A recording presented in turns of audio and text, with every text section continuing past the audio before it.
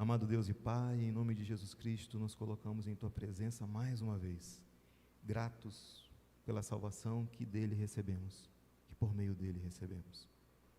Te pedimos, fala aos nossos corações e nos prepara para esse tempo, um tempo em que a gente deseja buscar mais intimidade contigo.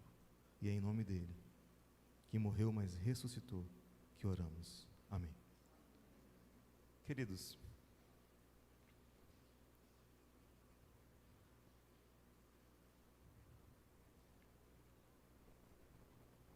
falei 18, mas são poucas páginas.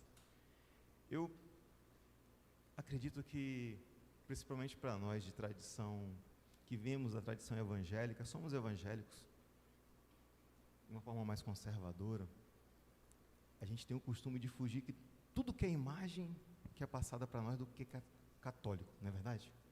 Já pararam para pensar sobre isso?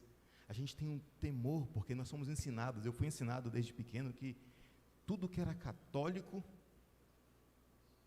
não era correto. Tem gente rindo porque sabe que é verdade, a gente foi criado dessa forma. Só que, quando a gente vai amadurecendo, vai buscando entender as coisas de Deus, buscando conhecer a história do nosso povo, que é o povo de Jesus Cristo.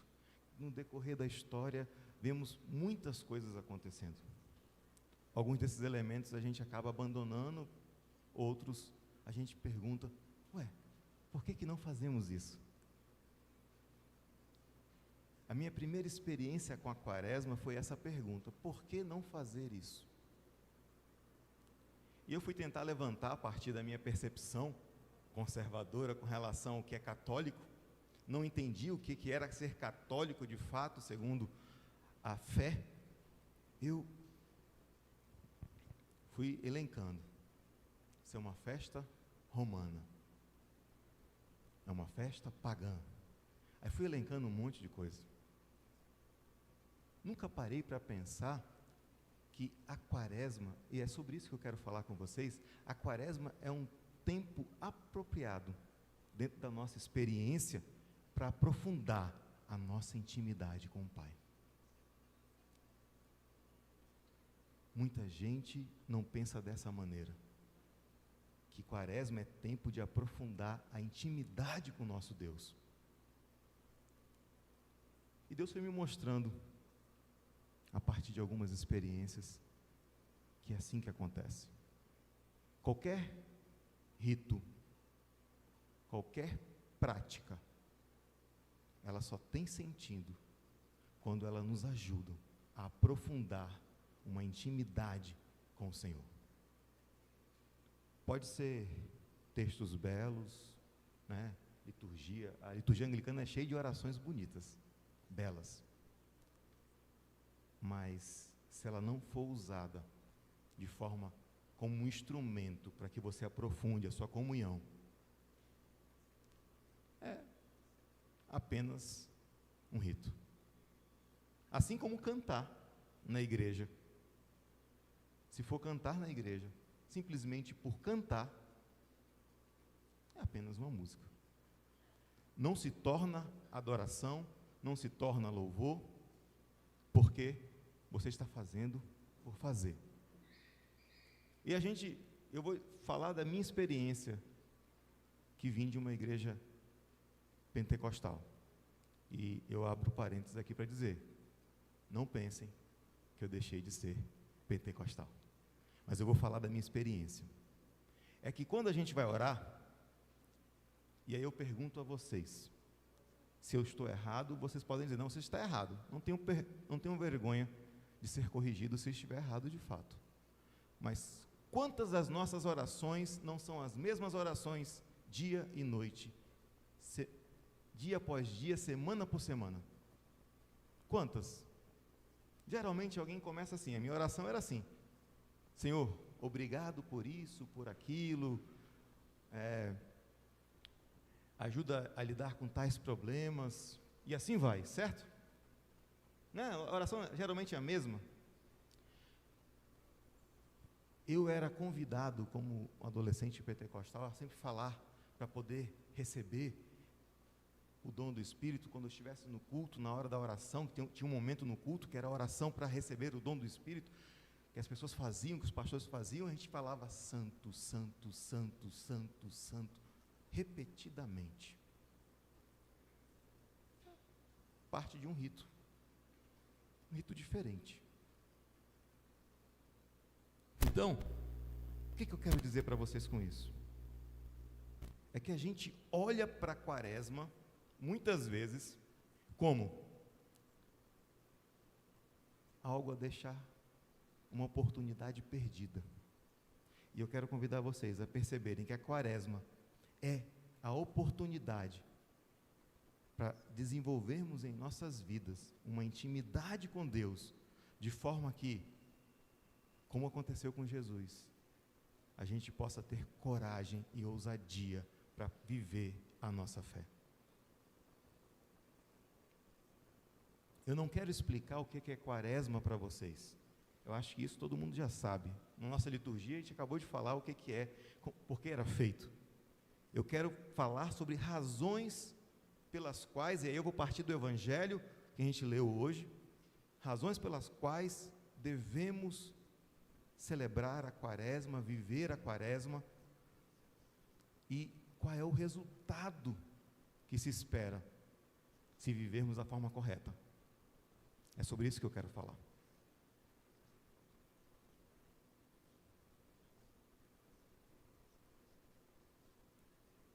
Mas antes, eu preciso definir um conceito aqui com vocês, porque eu não quero que vocês fiquem confusos quando eu falar sobre carne. Todos aqui sabem o que quer dizer a carne, segundo as Escrituras Sagradas, quando fala obras da carne, obras do Espírito?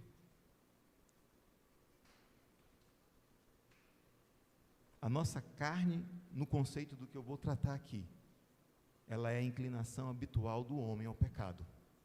Certo? Todo mundo certo? Está todo mundo com silêncio. Ou aprenderam tudo ou não entenderam nada. Podem participar. Não tenham medo de participar.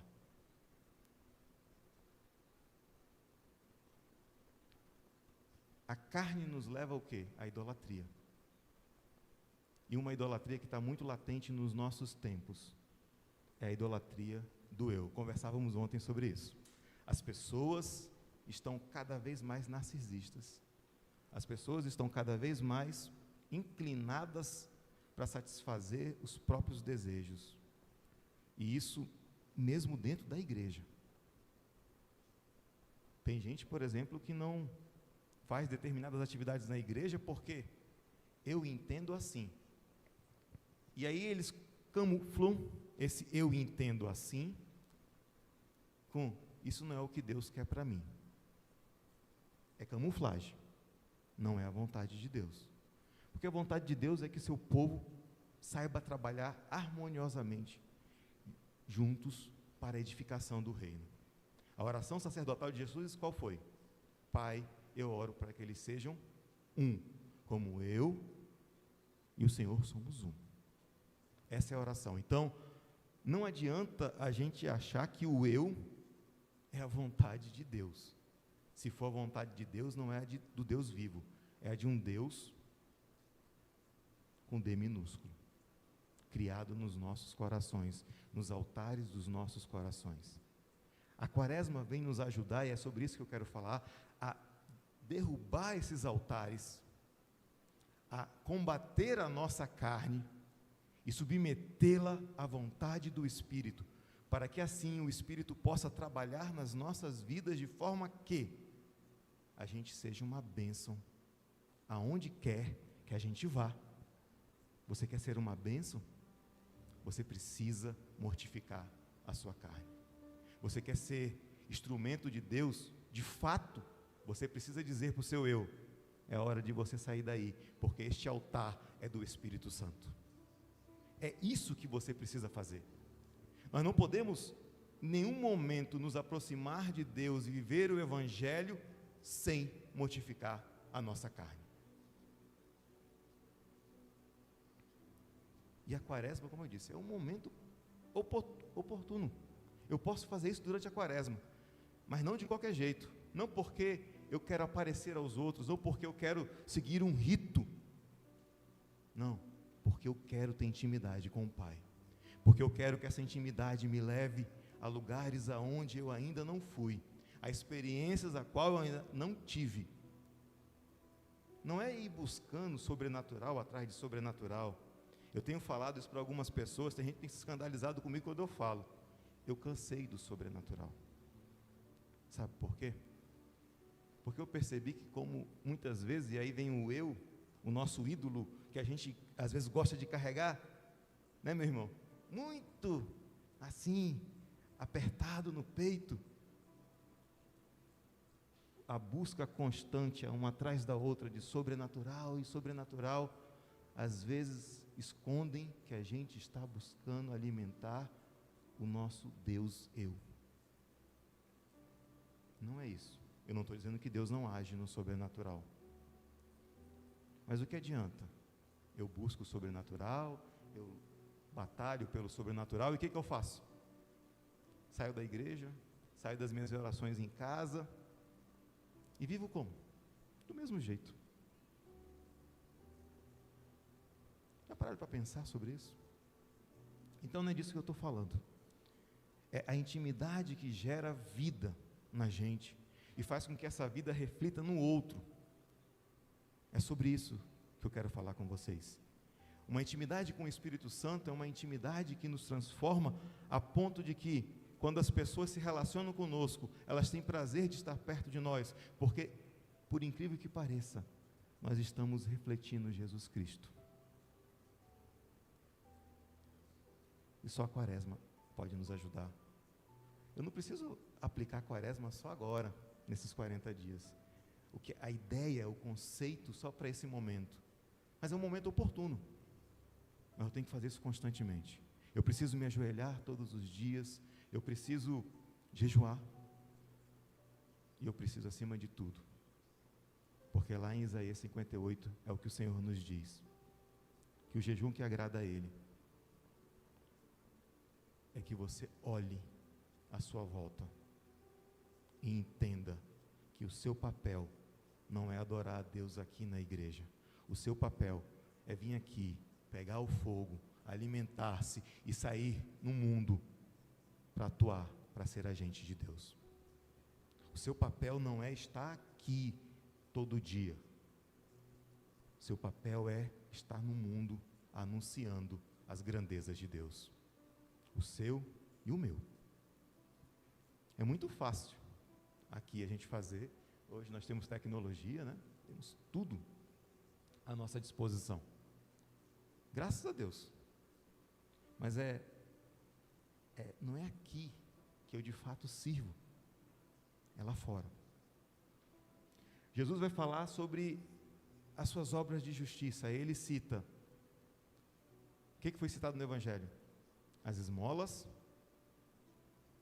a oração e o jejum. Certo? As 3 obras de justiça que Jesus cita, elas têm algo em comum. E o que tem em comum quando Jesus fala sobre elas? Elas precisam ser frutos de uma intimidade com o Pai. Ninguém precisa saber. E convenhamos, nesse nosso tempo aqui é muito difícil esconder das pessoas o que a gente faz. Mas tem gente que faz questão de dizer o que está fazendo. Eu quero que você entenda esmola aqui como obras de misericórdia. Como o entendimento de que você foi chamado para servir a Deus na vida daqueles que sofrem, na vida daqueles que estão passando necessidade. Não só no sentido de, nesse momento de Quaresma, mas na tua vida toda. Quando você tem intimidade com Deus, à sua volta as pessoas não passam necessidade.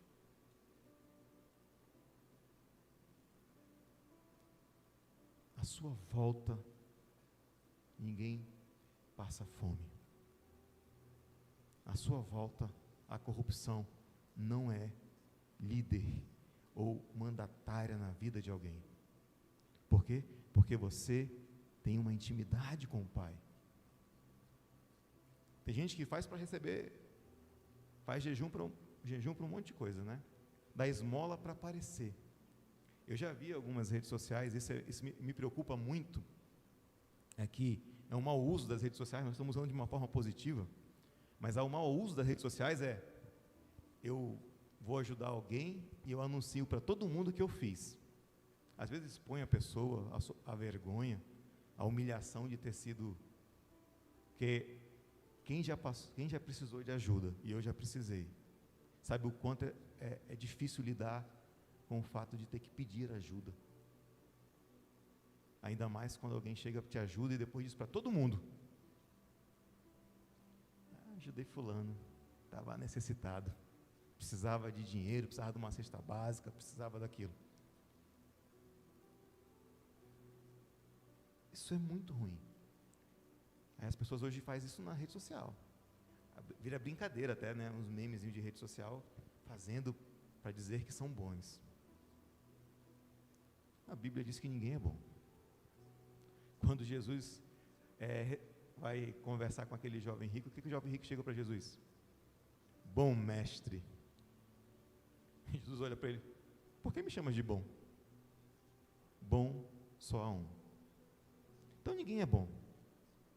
Nós somos maus, porque a nossa carne é má. E nós precisamos, muitas vezes, colocá-la sob controle. E uma das formas de lidar com a nossa carne, com as nossas fraquezas, é sendo uma pessoa que tem disposição para ajudar o outro. Não porque eu sinto que tenho que fazer, mas porque eu sei que eu preciso fazer. Não porque eu quero que os outros vejam o que eu faço, mas porque Deus me impulsiona a fazer. Deus me constrange com o amor que Ele derramou sobre mim por meio de Jesus Cristo.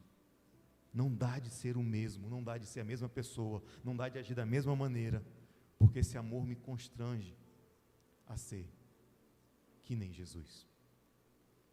Rafa pregou domingo e foi uma pregação muito bonita, que chamou a atenção, e eu gosto muito do texto da transfiguração, viu, Rafa?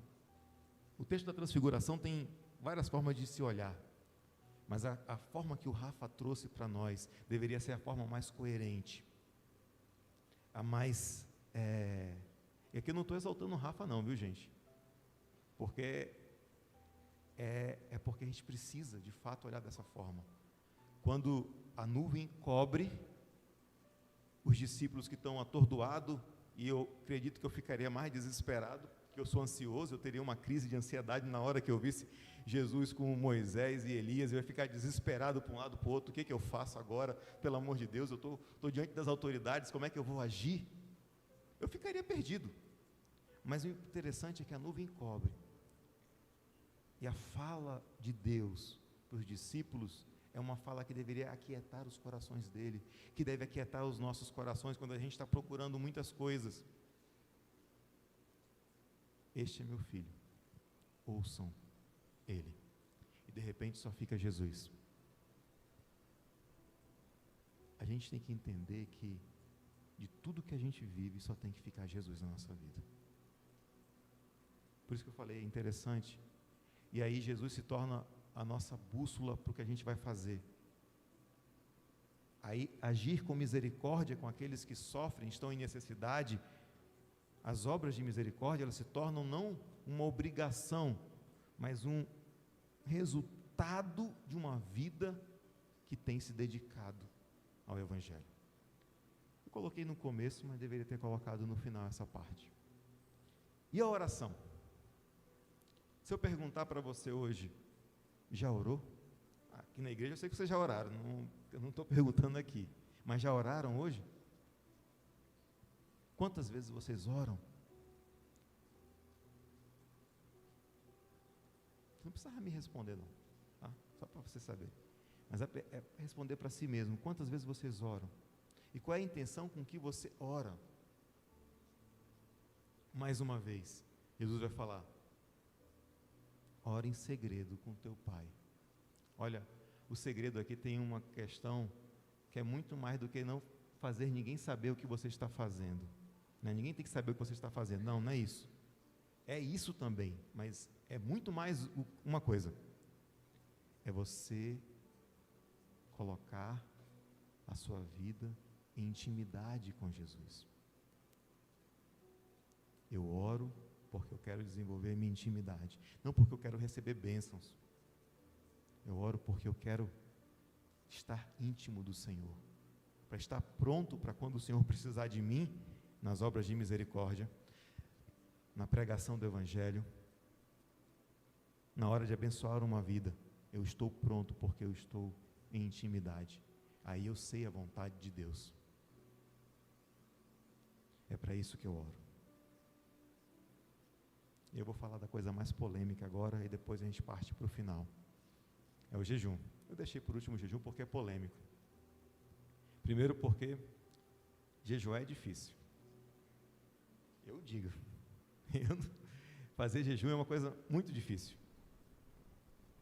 E fazer jejum pelas razões certas é mais difícil ainda. Se eu perguntar, se você jejua porque tem um propósito para conquistar alguma coisa de Deus, muitos de nós, eu já fiz isso, por isso que eu estou falando, vamos dizer que sim. Jejuamos porque queremos algo que Deus tem para nos dar.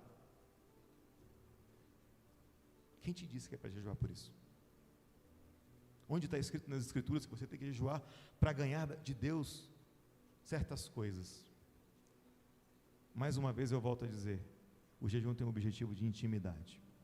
O jejum tem um objetivo de, é uma disciplina na qual a gente pratica para poder dizer para a nossa carne, fica no teu lugar, porque esse espaço aqui é do Deus Santo.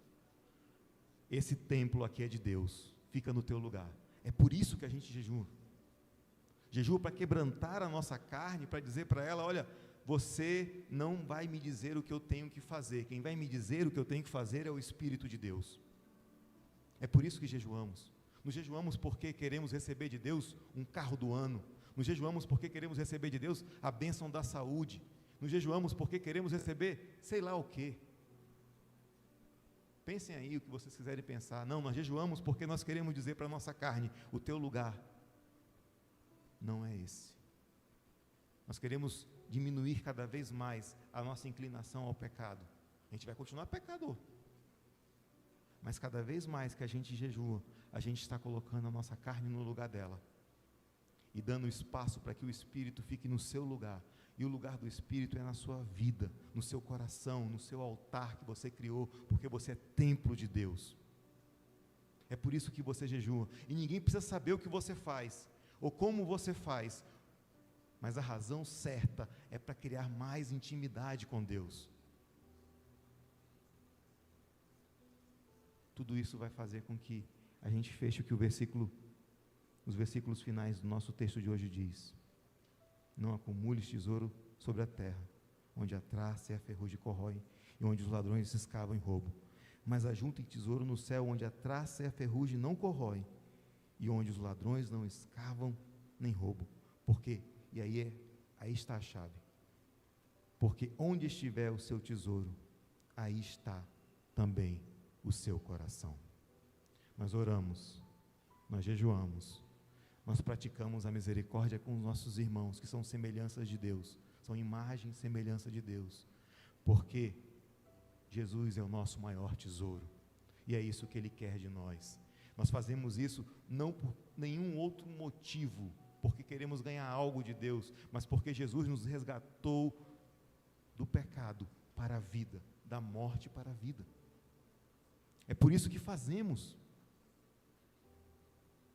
Isso faz com que o nosso coração se alinhe com o coração de Deus, e a nossa intimidade se constrói de uma forma que nós começamos a perceber a vontade de Deus. E aí, meu irmão, Deus vai falar por meio da tua vida. Às vezes você não vai nem abrir a boca, mas as suas ações vão falar, e a pessoa vai saber que Deus está contigo, e que a partir de você, vidas vão ser abençoadas, porque o teu coração está no lugar certo.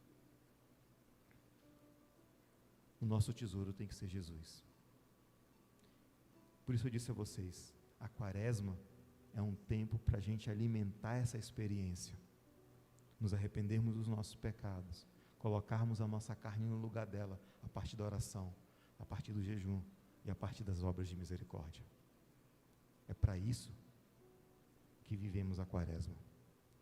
Fazendo isso, a gente vai criar intimidade com o Espírito de Deus, e vamos ser uma bênção na vida das pessoas. você não foi chamado para só estar aqui aos domingos. Você foi chamado para ser uma bênção no mundo. Você foi chamado para abençoar vidas no mundo. Acredite nisso. Creia nisso. Que você possa viver a quaresma dessa maneira. Eu convido você e desafio vocês a buscarem praticar as obras de justiça na vida de vocês, na intimidade de vocês com Deus, para que vocês possam o quê? Alcançar intimidade com Deus, de maneira que vocês vão perceber. Eu não preciso falar o que vai acontecer. As pessoas vão perceber na vida de vocês Jesus Cristo. Porque às vezes a gente olha, e aí eu vou agradecer ao Rafa, viu? Ele me deu um livro de presente esses dias. A gente olha para a ação do Espírito Santo e pensa num monte de coisa, e esquece que o Espírito Santo é a presença contínua de Jesus na nossa vida. O Espírito Santo é a presença contínua de Jesus na nossa vida, é o tesouro escondido que vai nos levar a lugares corretos. Então, quando a gente faz isso, alcança. Eu quero convidar você a ficar de pé.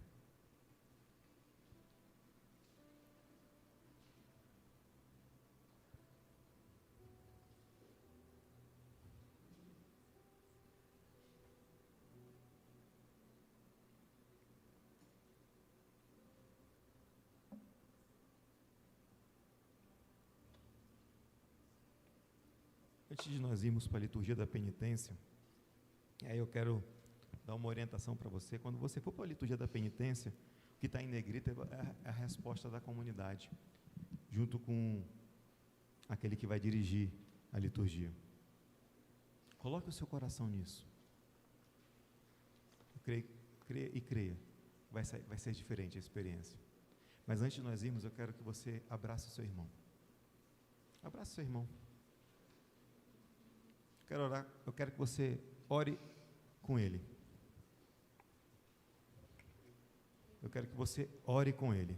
Não fique perto, pode ficar abraçado. Eu quero que você ore com ele. Eu quero convidar você a orar com ele. Viu? Fique próximo do seu irmão, ore com ele. Vocês dois aí, isso aí. Isso é unidade. Ore com ele. Você vai orar por ele, para que a partir de hoje, até o final da quaresma, ele possa ter intimidade com Deus. Ele vai precisar fazer a parte dele. Vai precisar jejuar, vai precisar orar. Aí é com ele. Você não precisa saber disso não. O seu papel agora é orar para que Deus receba o que ele vai fazer durante esses 40 dias. E responda a ele. Para que ele, no final dos 40 dias, eu estou desafiando vocês, esses 40 dias, vocês aqui do louvor também, viu? No final desses 40 dias, eles vão ter uma grata surpresa. Pode ser que nesses 40 dias, e eu quero que você continue orando pelo seu irmão, pode ser que nesses 40 dias, vocês não ouçam a voz de Deus, vocês não percebam a presença de Deus, mas Ele vai estar lá, tá bom? Vamos orar. Amado e eterno Deus, em nome de Jesus Cristo, nos colocamos em Tua santa presença, e queremos colocar a vida dos nossos irmãos que estão, e Te pedir, para que esse período em que eles estão sendo levados para esse deserto, para experimentar contigo um momento e construir a intimidade contigo,